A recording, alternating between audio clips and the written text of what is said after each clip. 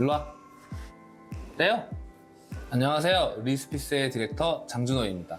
오늘은 저희 집 룸투어를 해볼 건데요. 저희 집에 들어갔던 자재라던가 경첩이라던가 동선, 레이아웃 이런 것들을 모조리 다 말씀드릴 예정입니다. 이야기가 조금 길어서 한 3차례에 걸쳐서 업로드할 예정이에요. 살면서 직접 경험하게 되는 그런 치수들에 대한 이야기를 첫 번째로 해볼 거고, 그리고 두 번째는 마감재와 스펙들에 대한 이야기를 해볼 거예요. 제가 어떤 생각으로 이 마감재를 썼는지, 저희 집 가구 내부의 경첩과 속장의 기준, 도어의 기준 이런 것들을 말씀드릴 예정입니다. 제가 지금 2년째 살고 있거든요. 후기까지 낱낱이 공개할 테니까 끝까지 시청해 주시면 분명히 도움이 될 것 같습니다. 자, 우선 현관부터 가보시죠. 가자, 레오야. 가자. 가자, 레오. 가자.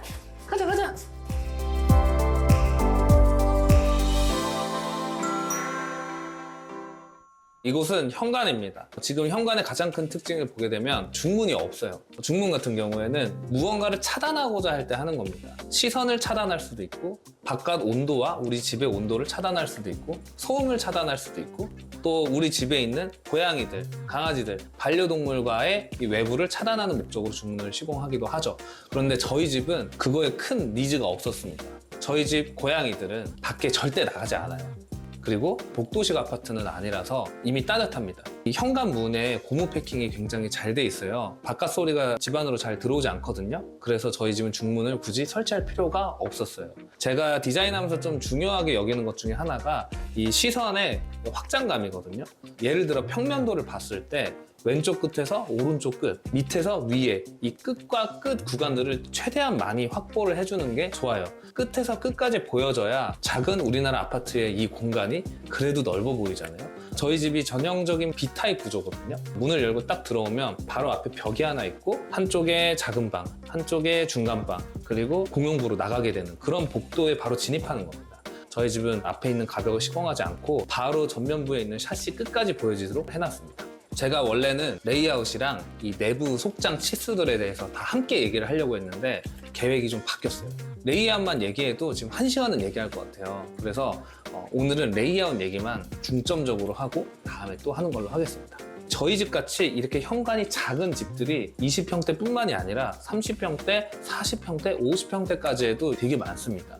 이럴 때는 이 양쪽을 부득이하게 모두 수납 공간으로 써야 해요. 한쪽은 무조건 신발장으로 채워 넣는 게 제일 좋고요. 이 나머지 한쪽 같은 경우에는 창고 공간으로 두던가 신발 양에 따라서 마저 신발장을 두던가 하는 것이 좋습니다. 이 창고장 같은 경우에는 아기가 있다거나 덩치가 큰 물건들을 집어넣어야 될 경우에는 이렇게 푸시형 가구 도어보다는 폴딩형 도어라던가 슬라이딩 도어 방식으로 좀 푸는 것도 좋겠죠. 요즘 바닥 많이들 띄워서 시공을 하잖아요. 저는 바닥을 띄울 공간까지 죄다 신발장으로 만들고 깔끔하게 만들자. 바닥 밑에까지 내려가지고 이 가구 벽의 높이와 맞게 그대로 신발장을 시공했습니다. 굉장히 깔끔하게 보여지죠. 물론 단점이라면 신발을 바로바로 집어넣어야 된다는 점, 굉장히 부지런해져야 된다는 단점이 있습니다. 중문이 없으니까 확실히 개방감이 있죠.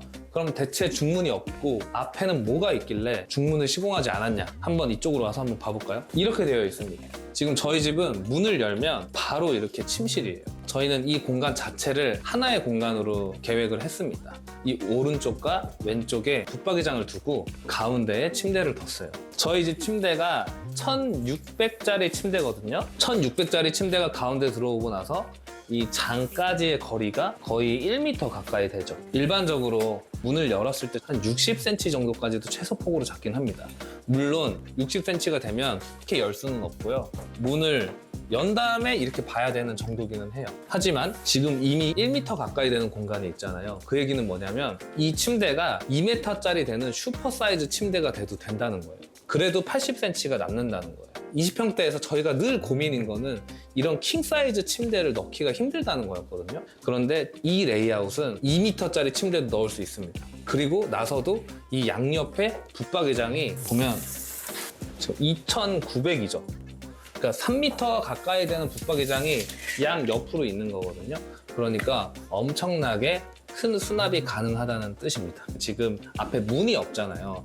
저랑 와이프는 이 문에 대해서 필요성을 못 느꼈어요. 저희 집의 문은 욕실 두 곳에만 딱 문이 있고 나머지는 문이 하나도 없습니다. 목공에 대한 비중이 확실히 확실히 줄어들면서 세이브한 돈을 다른 곳에 더 값지게 쓸 수 있거든요. 저희 집도 그렇게 시공한 케이스입니다. 제가 목공사한 것 중에 하나는 블라인드 턱 겸 침대 헤드 디자인입니다. 튀어나오는 이 깊이를 천장의 커튼 박스랑 동일하게 줬어요. 그래서 라인이 깔끔하게 잘 맞아 떨어지게 해놨고요. 턱을 뽑아내는 이유는 블라인드 턱을 만드는 목적도 있고 침대 헤드를 담당하게 한 목적도 있었습니다. 집을 넓어 보이게 하는 팁이 하나 또 있어요. 지금 보게 되면 블라인드가 끝에서 끝까지 정확하게 반절로 나뉘어서 블라인드가 시공되어 있죠. 창문의 크기가 느껴지시나요? 아니요. 창문의 크기가 느껴지지 않죠. 블라인드 한번 올려줘서 보여주세요. 이렇게 어때요? 됐지? 실제로는 창문이 이렇게 생겼어요. 이쪽과 이쪽의 창문 크기도 다르고 가운데도 정확히 대칭이 아니죠. 블라인드를 대칭되게 만들어서 달아두니까 끝에서 끝까지 있는 창문처럼 보여지잖아요. 이런 것들도 블라인드 시공 팁입니다. 스위치 같은 경우도 이쪽에서는 커튼 박스 쪽에 간접이 켜지고 꺼지고요. 반대쪽에서는 방의 천장 다운라이트가 켜지고 꺼지게 해놨습니다. 이곳에 있는 스위치는 둘 다 되게 해놨어요. 잠을 자러 들어갈 때 여기 누워서 이곳을 껐다 켰다 할 수 있고 저기서도 껐다 켰다 할 수 있게 3무 구성을 해놓은 겁니다. 그리고 저희 집의 나머지 공간들은 핸드폰으로 이 조명을 다 컨트롤할 수 있게 되어 있어요. 요즘 신축 아파트에는 기본적으로 그런 IoT 기능이 있거든요. 다 누워서 조명을 컨트롤할 수 있게 되어 있습니다. 이거 연김에 여기 있다 한번 보여줄까? 저희가 이렇게 스타일러 같은 거 사게 되면 굉장히 모델이 자주 바뀌잖아요. 시간이 지나면 구형 스타일러가 되어 있습니다. 그리고 새로 사고 싶어도 빌트인으로 만들어 놓으면 새로운 걸 구매하기가 어렵죠. 그래서 이 스타일러를 장 안에 매립해 두는 방법을 생각했습니다. 그래서 실제로 이걸 사용할 때는 이렇게 열어서 사용을 하고 이렇게 문을 닫아 놓으면 미관상으로도 딱 하나로 보여지게 할 수 있고, 또 좋은 게 뭔지 아세요? 이 나머지 공간에 순서를 기다리고 있는 우리의 패딩들이 있어요. 이 옷 끝나면 바꿔가지고 이 옷 집어넣고 손님들 와도 여기에 딱 옷 걸어두면 됩니다. 그리고 밑에 공간에는 청소기까지 넣어놨어요.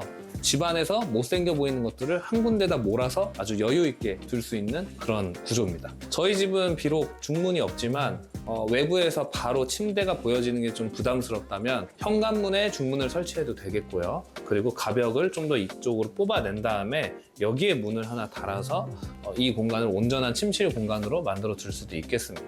또한 이곳에 중문을 하나 달아서 이렇게 슬라이딩 중문으로 만드는 것도 방법이겠죠. 현관에서 들어왔을 때 이 침대가 모두 다 보여지는 거는 조금 싫었어요. 요만큼 반절 정도만 가려놨습니다. 저희 집의 가벽 시공 구간은 딱 요만큼이에요. 제가 가벽을 요만큼 뽑았잖아요. 이 가벽이 지금 두께가 150이에요. 150 가벽에 이 깊이는 7.5cm거든요. 그러니까 이 7.5cm짜리 요 선반을 하나 만들어 놓은 거예요. 제가 좋아하는 이런 룸 스프레이 같은 것들이나 깊이가 얇은 오브제 같은 것들을 올려줍니다. 이곳을 소개시켜 드릴게요. 자, 우선 이 문에 손잡이가 없죠. 손잡이가 없는 히든 도어를 시공을 해두었습니다. 그냥 이렇게 밀면 밀리고요. 이곳에서 이렇게 고정해 둘 수 있습니다. 평소에는 거의 이렇게 열어두고 있고요. 볼일을 볼 때만 문을 닫아서 쓰고 있어요. 저희 욕실 레이아웃에서 가장 큰 특징이 있다면 바로 건식 욕실로 만들어 둔 것이죠. 건식 욕실은 관리가 불편할 거라고 많이들 생각을 하시잖아요. 물 청소도 좀 힘들고 하니까. 근데 건식 욕실은 생각보다 관리가 편해요. 우선 첫 번째로 곰팡이가 안 생깁니다. 여기는 아예 뽀송뽀송한 공간이기 때문에 곰팡이가 생길 일이 거의 없어요. 그리고 두 번째, 이 변기를 열었을 때 그 안쪽 공간 청소를 하는 게 제일 난 코스잖아요. 요즘에는 안에 청소하는 것들이 굉장히 잘 나옵니다. 변기 청소하는 물품들 가지고 충분히 청소를 깨끗하게 할 수 있어요. 축축한 욕실에서 볼일을 보는 것보다 이렇게 뽀송뽀송한 욕실에서 맨발로 그대로 들어가서 볼일을 보는 게 훨씬 행복해요. 그리고 이 벽을 기준으로 이 안쪽이 샤워 공간으로 분리를 해둔 겁니다. 저희 샤워 공간이 또 어마어마하거든요. 저희 집 샤워 공간의 특징이 무엇이죠? 바로 샤워기가 2대 있다는 겁니다. 저와 와이프는 같이 샤워하는 게 크게 불편하지는 않아요. 그리고 그 호텔을 다니면서 제가 느꼈던 것 중에 제일 좋았던 게 큰 샤워 공간에서 샤워하는 게 그렇게 행복했어요. 그래서 세면대를 외부로 빼고 이곳에 샤워기를 2대를 넣었어요. 혼자 샤워할 때 좋은 점이 뭐냐면 이 샤워기를 2개를 다 쓸 수가 있습니다. 하나는 세게, 하나는 약하게 틀어놓고 둘 다 샤워하고 있으면 그렇게 좋아요. 그리고 지금 젠다이는 저희가 일반적으로 10cm를 둬요. 지금 딱 10cm죠.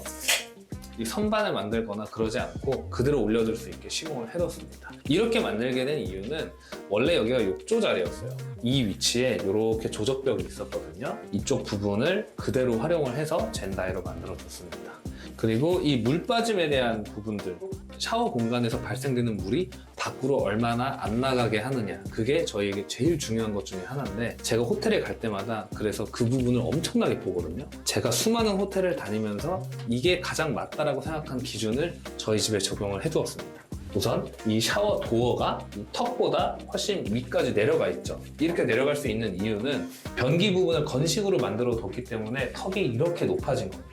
그래서 물이 이렇게 흐르거나 튀겨서 밖으로 나가기가 불가능한 높이입니다. 이 사이들은 이 왼쪽에 실리콘 패킹이 되어 있고 오른쪽에는 실리콘 패킹을 해두지는 않았어요. 그런데 샤워 공간과 멀리 떨어져 있기 때문에 크게 물이 튀지 않습니다. 제가 실제로 샤워를 하고 나오면요, 물이 어떻게 고여져 있냐면 딱 물이 요만큼 고여 있어요. 요만큼.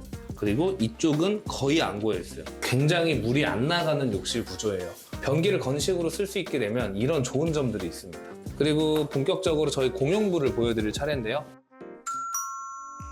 여기서 궁금한 거, 그럼 과연 냉장고는 어디로 갔느냐? 그리고 여기에 포인트가 하나 있다면 뒤돌아서 여기를 보여드려야 돼요. 이쪽으로 한번 봐보실래요? 여기. 원래 이렇게 작은 평수의 집일 때 동선을 되게 타이트하게 가져가요. 그런데 저희 같은 경우에는 바로 이곳입니다. 이곳은 저희의 욕실이자 파우더룸이자 제미나이한테 물어보니까 이곳을 저희들이 이 집에 꼭 적용하고 싶었던 것 중에 하나가 바로 사용하기도 편하지만 그냥 미적으로도 너무 좋다. 그래서 우리는 무조건 우리가 호텔에서 쾌적하다고 느끼는 것들은 주로 그런 부분에서 많이 나옵니다.